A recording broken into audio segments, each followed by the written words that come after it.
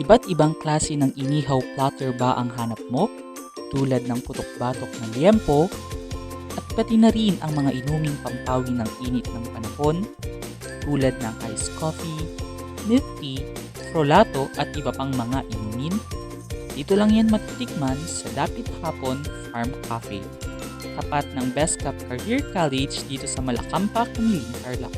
Open sila everyday mula 9 a.m. hanggang 10 p.m. for Unli Samgyupsal at 2 p.m. naman hanggang 10 p.m. para sa kanilang ihaw-ihaw. Meron nga sila ditong liempo, chicken inasal, pork barbecue, isaw ng baboy at manok, tenga ng baboy at tumbong. Pero liempo lang at pork barbecue ang available dahil 5 p.m. pa nga daw pwede ang ibang inihaw. Habang naghihintay kayo ng order ay maaari niyong libutin ang area at bumili ng maiinom sa kanilang cafe station. Maaari mo na ngang matikman ang lahat ng ito sa halagang 110 pesos hanggang 135 pesos. Kaya't ano pang hinihintay natin? Tara! Tikman na natin. So dito sa vanilla latte, 115 pesos siya. So para lang din siyang typical na kape. Tsaka kung ako yung tatanungin, kulang yung sweetness niya. Tsaka pero lasang kape din talaga siya. Para lang din siya yung mga 3-in-1 coffees na nabibili natin dun sa mga tindahan dyan. So, kung i-rate ko siya, siguro mga 6 out of 10 siya para sa akin. Pero sa ibang flavor, yun yung hindi ko pa sure. Pero for vanilla latte, 6 out of 10 siya para sa akin. So next is yung caramel macchiato. In order ko to kasi sabi ni ate ito yung best seller nila. And 115 pesos din to. Yung lasa niya medyo mapait siya for my liking. At saka hindi siya masyadong student na budget friendly kasi medyo may kamahalan din siya. And sa lasa niya parang masyadong mahal siya for me. Yun, medyo mapait talaga siya. So, kung i-rate ko siya, nasa 5 out of 10. So, itong sa amin is frolato. Nagkakahalaga siya ng 120. Itong sa akin is strawberry shortcake. Itong akin is cookies and cream. So, i-rate ko muna yun sa akin. Para sa akin is lasang-lasa mo yun, strawberry, at saka para sa akin masarap siya. Kasi lasa siyang candy, kaya malalasan mo yung strawberry. So, itong sa akin is rate niya is 9 over 10. Itong akin, cookies and cream, and titikman ko siya kung anong lasa.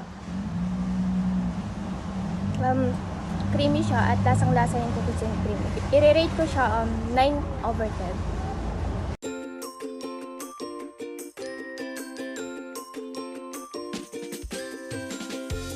After a few minutes ay sinerve na nga rin ang pork barbecue. Dito nga kami pinaka na-disappoint dahil sa mahal na ay makunat pa at nagkakahalaga ito ng 20 pesos per stick. Para sa akin, ano siya, manamis-namis, malasa dinante. Para sa akin, compared dun sa mga barbecue sa labas, masyado sang mahal. Para sa akin, sa itsura naman niya, masyado siyang maliit sa 20 pesos. Para sa amin, i-rate namin ito ng 5 over 10. Bumili na nga rin kami ng nachos platter na sa sobrang mahal ay gugustuhin mo na lang bumili ng tigsa 6 na chichirya sa tindahan. First bite.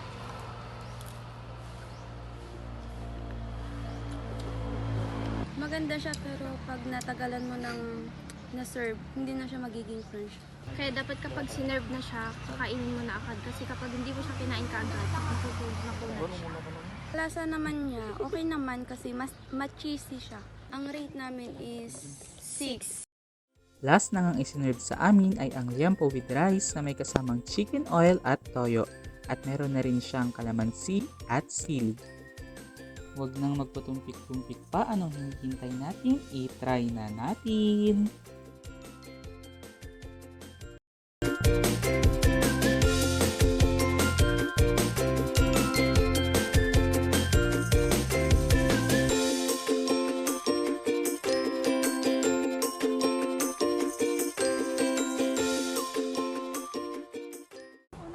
guys, so as you can see, naubos naman namin yung liempo niya.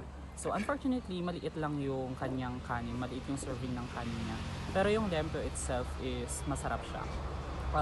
Sakto lang yung tamis, sakto din lang yung kanyang alat, tapos sakto lang din yung taba na meron siya, saka yung laman. Overall, masarap naman siya, pero dun sa price niya na 150, saka dun sa ganong kaliit na serving is medyo pricey siya. So para sa mga students siguro, saka para sa mga nagtitipid, hindi siguro ito yung perfect meal para sa kanila. Para sa'yo? For me, masyadong matamis at maalat yung liempo. Pero sulit naman siya kung tutuusin. For 150 pesos, sulit naman siya, rate it 6/10.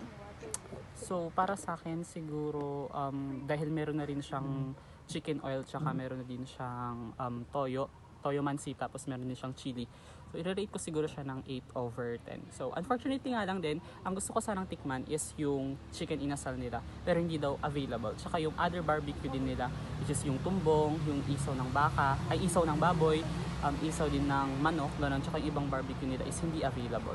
So ito lang din yung naging available dun sa menu nila, which is yung liempo nga with rice, tapos 150 yung with rice nila, tapos yung a la carte nila is 135. So yun guys, i-rate ko siya ng 8/10.